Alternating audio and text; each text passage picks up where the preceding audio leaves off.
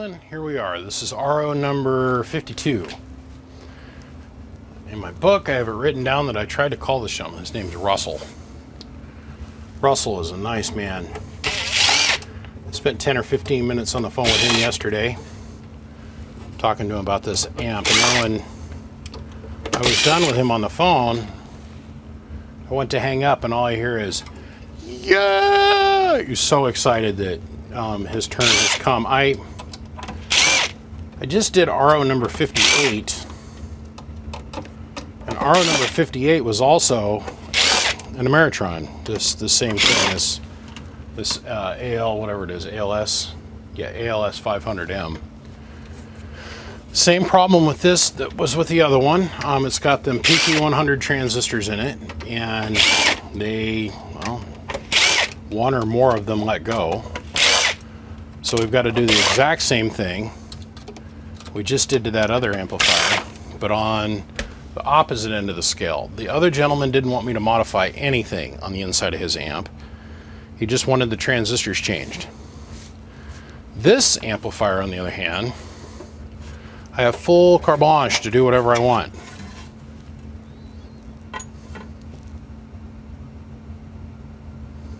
Wow, look at that thing.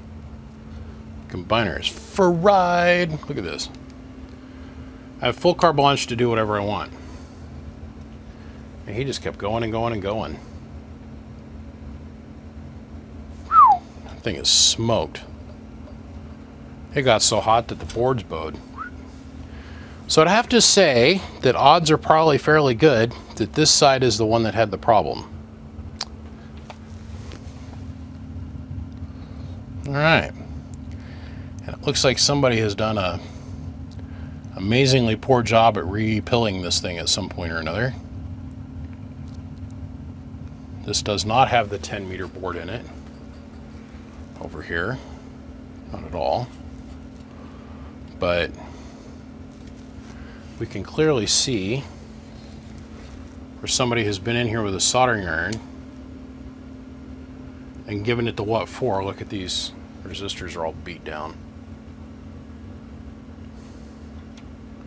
So we'll check our output capacitors here and here, and we'll get all these transistors pulled out and we'll replace them.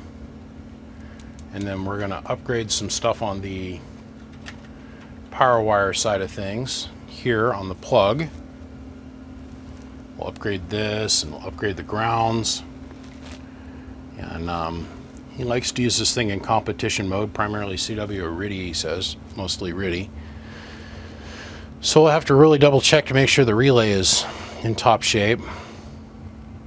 But this is where all your stink was coming from, my man, right here, this board. So we'll have to pop these resistors out, and then I'll have to get in here and scrub this a little bit. And hopefully none of the traces on the bottom side are too effed off, but we can repair all of that. There might be a little bit of black left here, but not a lot. You'll see. We'll fix this. Not a big deal. So yeah, let's get down with the business here. Man, they did a crap job when they installed these transistors. It's okay, we'll fix it. So anyhow, Russell, here we go. Opposite end of the spectrum of the last video, but the same thing. We're gonna go in here, we strip the guts out of this part. We're gonna pull all the transistors out. We'll replace them. This does not have PP100s in it though. This has a HG287916 DO8s in it. Well, that flyback's gotten hot. And I said hot, hot, hot. Okay. Let's get the transistors pulled out and let's get them tested and let's figure out what died. And odds are fairly good that it's this side that's down. Maybe took this side with it. We'll see. So our transistor murder mystery has been solved. Pretty straightforward. As I was cleaning up the pill pockets, transistor pockets, this little tab of metal came out.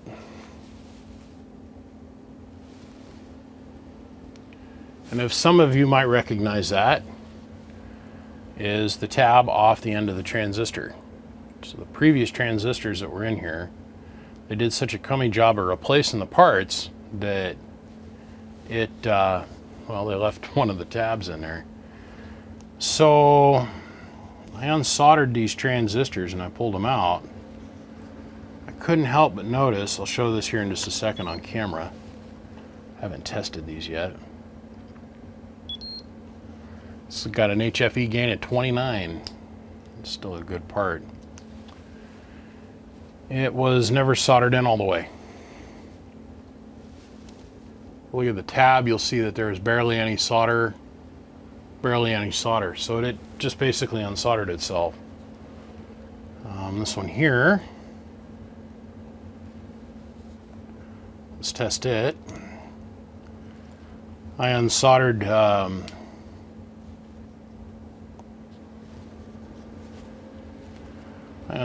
the legs here, and just by very lightly tugging on the transistor, it come right out on both of these.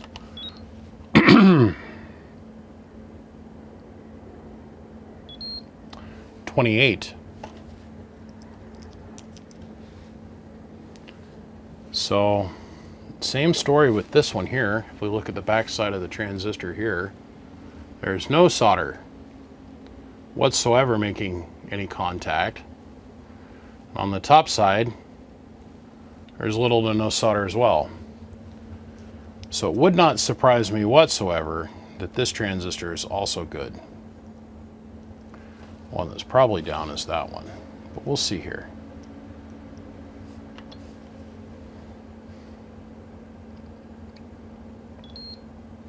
$30.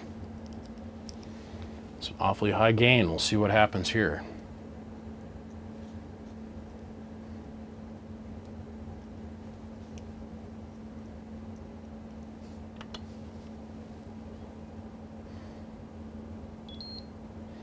It's got a gain of 20. Let's test this again. Gain of 20. So I would not say these are good candidates to be paired together. These two, yes. These two, no. The HFE gains are too far apart. If I was to put these two transistors back in this amp and run it, it would last for a hot minute, but as the HFE gains are balancing in operation, it would probably end up killing off one of the transistors, most likely the one that's got the HFE gain of 20. So I'm going to look through my pile of used parts and see if I can find one that's got a gain of 30 or 20. If not, we'll just put two new transistors in there and we'll move on. But these two are totally viable and still 100% usable, and they're going to go back in the amp. We're just going to solder them in like we actually know what we're doing. Make sense? It's that simple. They just came unsoldered. They got hot, and whatever pressure contact or solder contact they had going on just wasn't enough to get the job done, and obviously they broke down. The connections broke down. So this might be a way easier. It's gonna definitely be a little bit cheaper, but this is gonna be a way easier of a fix, I do believe.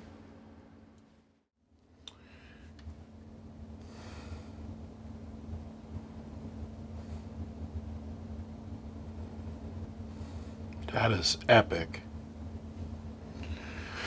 So we've had some burn damage on both sides, here and obviously over here. We had a trace disintegrate on the backside. There was not much left of it. When I went to desolder the joint, the trace just disintegrated.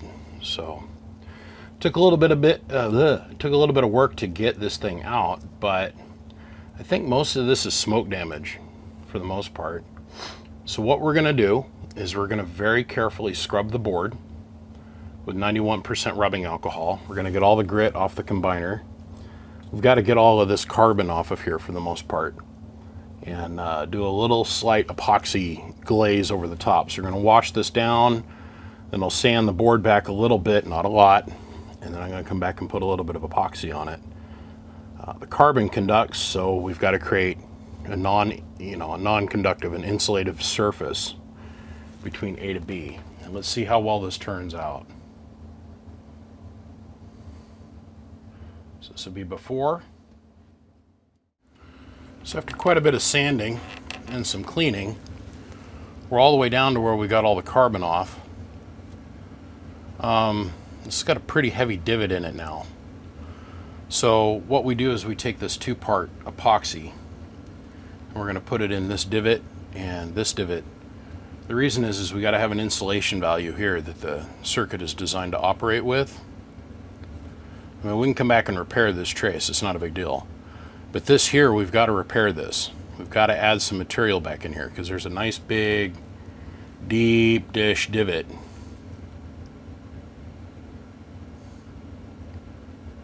through the board that we've got to backfill this. So let me do the magic and we'll get that done real quick. Okay, so 3 layers later of epoxy and sanding, we don't have a divot anymore, but we got a really scuffed up board. So just from the pure standpoint of cosmetic looks, we're going to go ahead and give this a little tiny shot of clear, and you'll see the difference once we're done here. But it's going to be a little, that's it. It's just to make the board look glossy like it was supposed to when we first started. You believe it or not, that's the same board. Straight up. It's like I was never in there. Pretty, isn't it? Okay, now the time to do all the modifications that I like to do to these that'll make them last just a little bit longer. All the modifications are done. We have tripled the size of the power wire coming to the amplifier. Now normally what I do is I create a pigtail. It's about this long, then I put a 175 amp Anderson clip, and from there I take 4 gauge, and give them that pigtail. This gentleman is running this thing on a power supply that's only a couple feet away.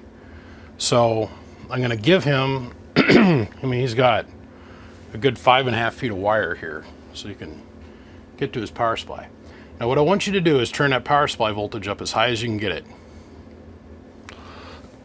I mean, up to 15 volts, right? Hold on a second, I got a cough here. Okay. So now on the inside, we added an extra ground, we modified the plug. So now he's got 3 prongs to carry the current to the amplifier instead of the stock 2, which is the top 2 and the bottom one. The bottom 2. So now we've added a 3rd plug. Like I said, upgraded this, put heat shrink here. On the inside, we bolstered up the output transformers by adding extra power wire. The traces that go on the bottom side of this thing, in my opinion, are too small. Is what it is. Added a direct ground, so from the plug directly to the board I added a ground. This is high temp silicone, this will never go bad. And then on top of that we've got the cabinet that carries the current and then the heat sink that carries the ground current. So with these transistors in this particular version, I had it doing about 850 watts. The problem was, I know that you guys out there in amateur land don't think I know how to use this piece of equipment. I actually do, believe it or not. It looked good here, but it looked horrible over here. So that's the reason we modified these suppression circuits here, that and they were burned up. So we've got a point of adjustment here at the input transformers, which change those, it doesn't help an awful lot. This works out to be roughly 1,170 picofarads worth of capacitance here. I replaced those with 1,000 metal clads and then supplemented them with 150 picofarad metal clads, but the only place I could put them was up here on the top of the transformers. Well, as we all know, all of you guys that are, well, into basic electronics like myself, the amount of surface area and lead length from where the capacitance is placed in the circuit dramatically changes how it affects the transformer. So 1,000 picofarads across the top of the output transformers actually gave me less performance. And then I had the 150s down here on the front that gave me even less performance. So then I went ahead and I put 750s here, and it gave me a little bit more performance, but once again, over here, watt meter told me better, amp draw told me better, Spectrum Analyzer told me no. So Spectrum Analyzer rules all. So we went back to the stock configuration of 1,180 picofarad here. And that looks great, doesn't it, compared to this thing being jet black? I'm telling you. If you guys are the home gamers and your fan kicks on too early, in your opinion, like this particular amplifier, as soon as you turned it on, the fan would kick into high crackhead mode. That's this adjustment right here. These two have to do with the bias, and this adjustment here, this potentiometer here, R110 is the one that we adjust for the overload cutoff. The overload cutoff is completely based off of how much current the amplifier is putting through it. And it's, well, not completely. It's partially based off of these two trimmers, which take this trimmer here and this one here, which take a little bit of a sample RF from this bridge and this bridge.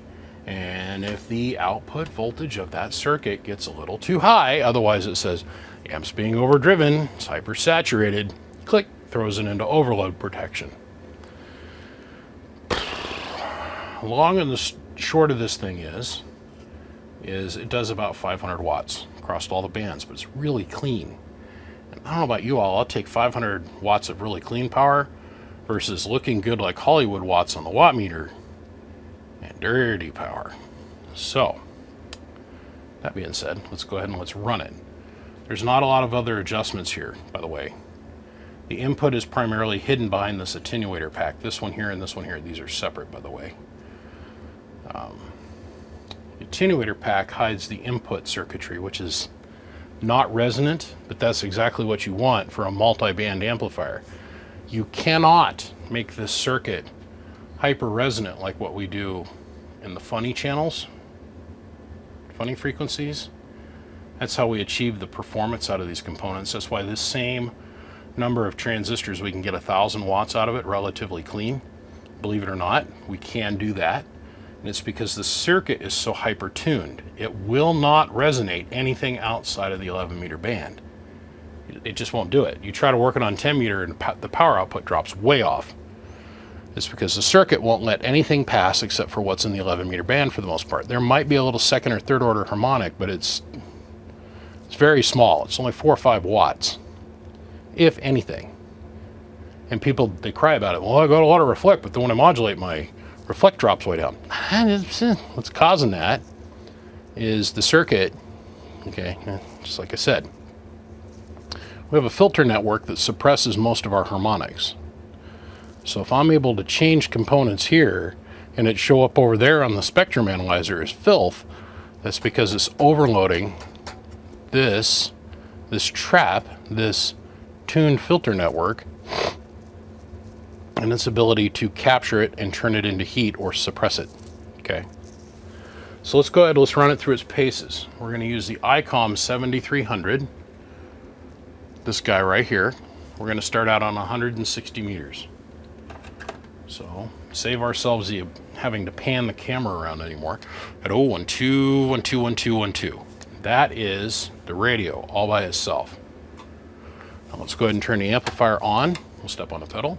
At 1 2 1 2 1 2 1 2 1 2 1 2 1 2 1 2. Our input swir is beautiful, by the way.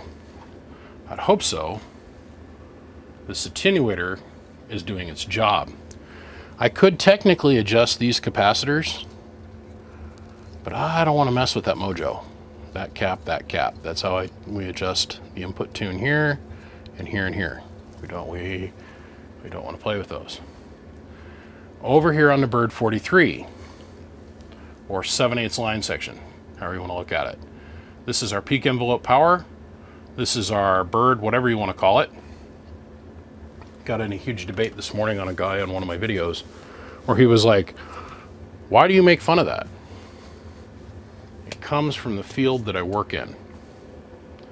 In my world, my universe, the ham radio world has got their own opinion on it. The CB radio world's got their own opinion on it. There's two separate camps in the CB world. They'll call this root mean squared, or RMS, or they'll call it average. It's actually neither of those. But since we're working in sideband, we can actually get a valid measurement off of this. We have a base carrier on AM that's interlaced with modulation, and so I just say you call this whatever you want. I don't really care. This is a Bird 43 without a peak modification to it. I will say this, Bird 43 built a peak kit for a reason. And I don't care. I'm not here to have that debate. I am not that guy. The way I look at it is we got to show all forms of measurement. Forward and peak, forward and whatever you want to call it, and a 5-watt slug showing that we don't have any reflect, either from it be our antenna or our dummy load. In this situation, it's a Bird 10,000 watt dummy load. Our line section here is what drives our spectrum analyzer. Now, because we are working in the hammy community, you guys get really super focused on what this spectrum analyzer is going to show us. As you'll notice, over here on the left, my finger in frame, starts at 0 megahertz and it stops at 500 megahertz. So if there is any second, third, fourth order, fifth order harmonics, we will capture it. Now, for the 160 meters, we're going to look right about in this very leading edge of the screen. It's so close to 0 megahertz, and you guys, the ham radio community, and the other self-appointed electrical engineers that watch my show here on YouTube, I made it very clear that I need to make my spectrum analyzer incredibly wide. Otherwise, I'm attempting to fool somebody, I guess. I don't know, whatever. Here's the radio at 0121212. Do you guys see the envelope growth? No, you can't. You can't really see it at this point. Here is the amplifier at 0121212. Impressive, right? Here's what we're getting out of this for power. I'll come down off my soapbox now. This is what we're getting out of this thing for power. So here's what we're putting in it for drive at 012. And yes, that is a 2 through 30 megahertz element. At 01212, 500 watts. At 0. But you can really see the ALC circuit working here and limiting the amount of modulation being induced into the signal. Crazy, isn't it? Okay, so our next step up is going to be 2.3 through 4.4 megahertz. So we'll go to 80 meters now. Here we are at 80 meters. 1, 2, 1, 2, 1, 2. Here we are on the watt meter now. At 1, 2, about 125 watts, and still our beautiful, whatever you want to call it, 200.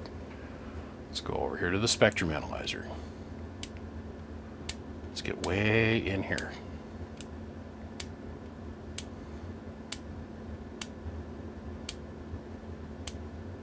Okay. Remember, we're looking at the very far left-hand side of the screen. At 1, 2, 1, 2. Squeaky, squeaky, squeaky clean power.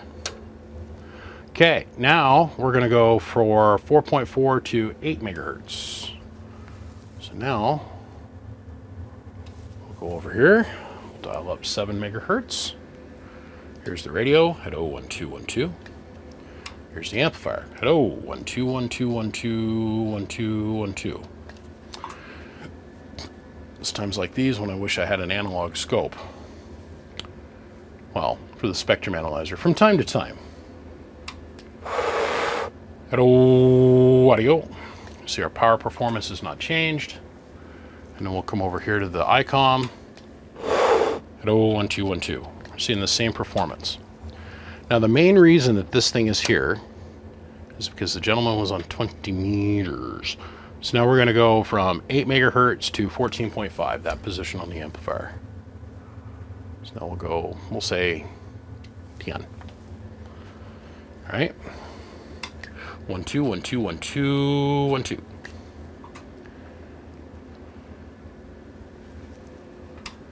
One, 2, 1, 2, 1, 2, 1, 2. It really gets with it there, doesn't it? Whoa. Okay. Once again. Hello, 1, 2, 1, 2. Now we're starting to see a little tiny spur of shit. But it's what? 42 dB down from the principal. So maybe 1/10 of a watt to maybe a watt worth of power. Hello.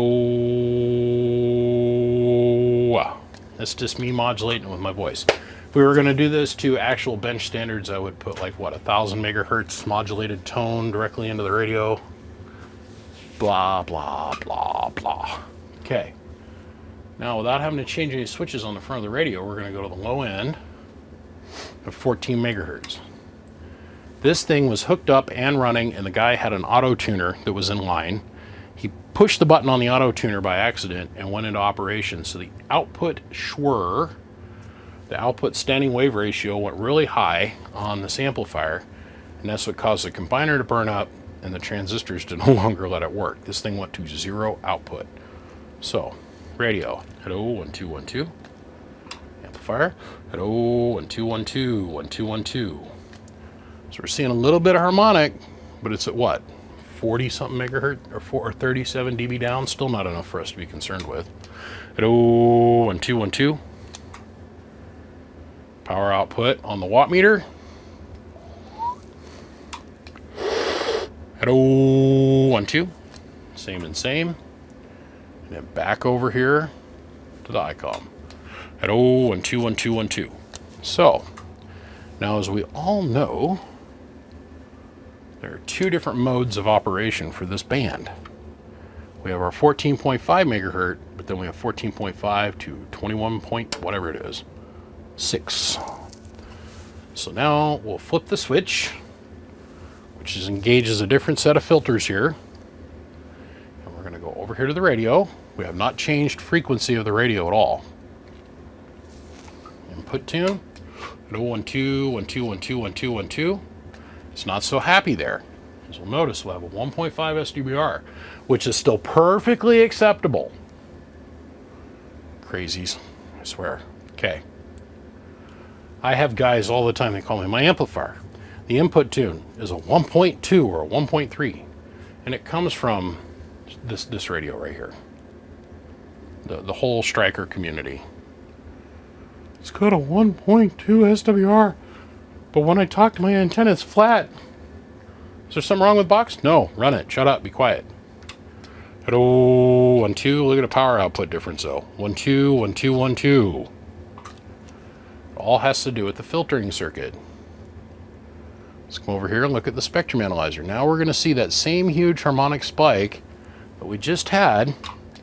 Hello, 1, 2, 1, 2, 1, 2. Look at how different that looks. 1, 2, 1, 2. Here's the radio. Hello, 1, 2, 1, 2, 1, 2, 1, 2. All right. Last step in the equation here. We're going to go to the top end of the frequency for the radio, or for the amplifier. So we're going to go to 21 megahertz. Well, let's hold on. There's another hand band there. We'll go to 18 megahertz. Radio, hello, 1, 2. Amplifier, hello, 1, 2, 1, 2, 1, 2. Ah, MFJ. You not produce the best filter in the world. Here's the meter performance. Hello, 1, 2, 1, 2, 1, 2. So we're still getting there. Getting around our 400 watts of power. And here's the front of the icon. Oh, see, now I hit some buttons. Menu. Let's see, meters. There we go. Hello, 1, 2, 1, 2. There's the radio and amplifier. Hello, 1, 2, 1, 2, 1, 2. So now we'll go on over here to 21 megahertz. Radio. Hello, 1, 2, 1, 2. Amplifier, hello, 1, 2, 1, 2, 1, 2, 1, 2. Watt meter. Last pan of the show. Hello, 1, 2, 1, 2, 1, 2, audio. You're not gonna like what this shows you on the spectrum analyzer. I'm telling you. It's a little dirty when you get up here in the upper end of the band. No, I'm not ripping the band board apart to fix this. Hello, 1, 2, 1, 2, 1, 2, 1, 2. It is what it is. It's MFJ's design. Like the 20th one of these I've ever worked on, and they all do the same thing. Now, to the gentleman that owns this thing, if you manage to get this hot, this fan will trip on. Let me show you what I mean. Fan trips on. You get it a hair hotter than this, it'll shut off and it'll go to thermal protect. But for right now, since we're at about 80 degrees, I'm gonna set you right about there. So the guts of this thing get up to about 100 or so, 120, the fan will kick on. It's time to stop talking. Let air do its thing, transfer the heat away, and you're gonna be fine. Absolutely fine. I'm running this with a ICOM 7300 at full tilt boogie woogie, okay? It's good to go.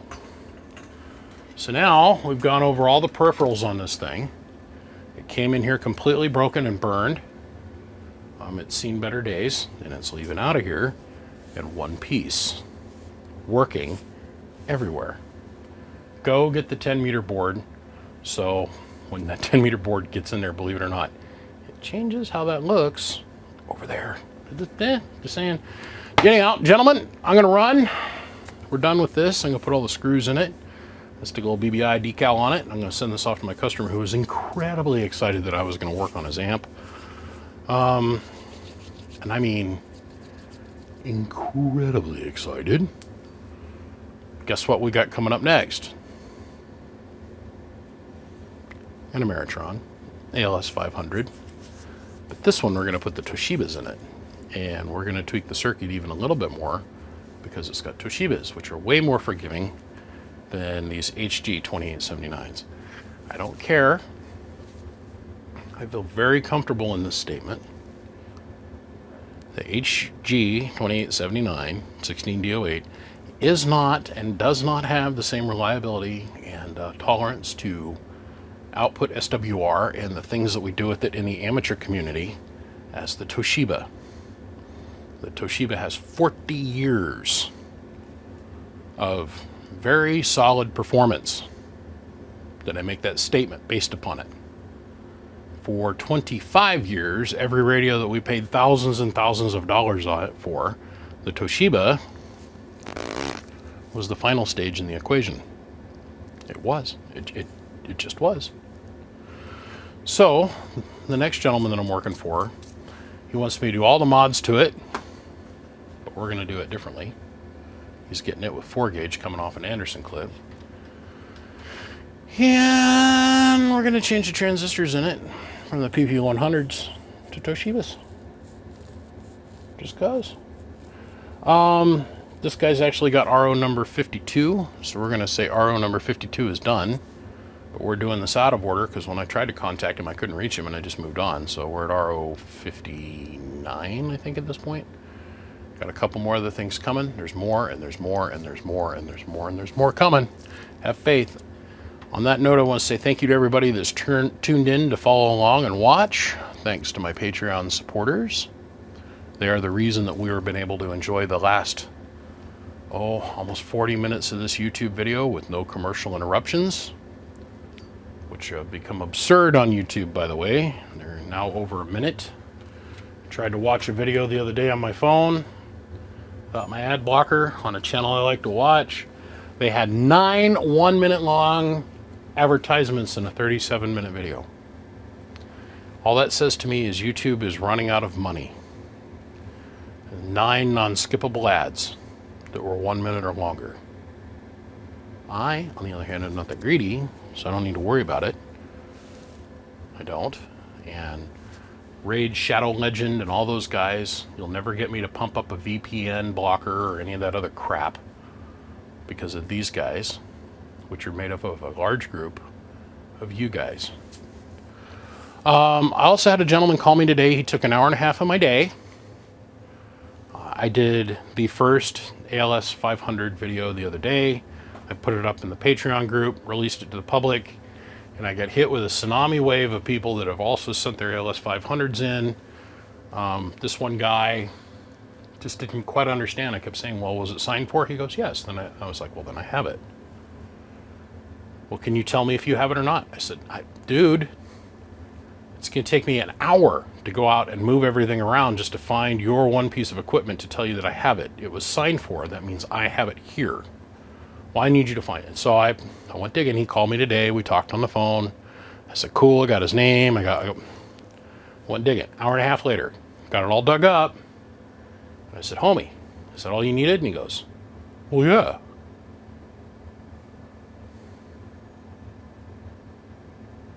Thanks. Click.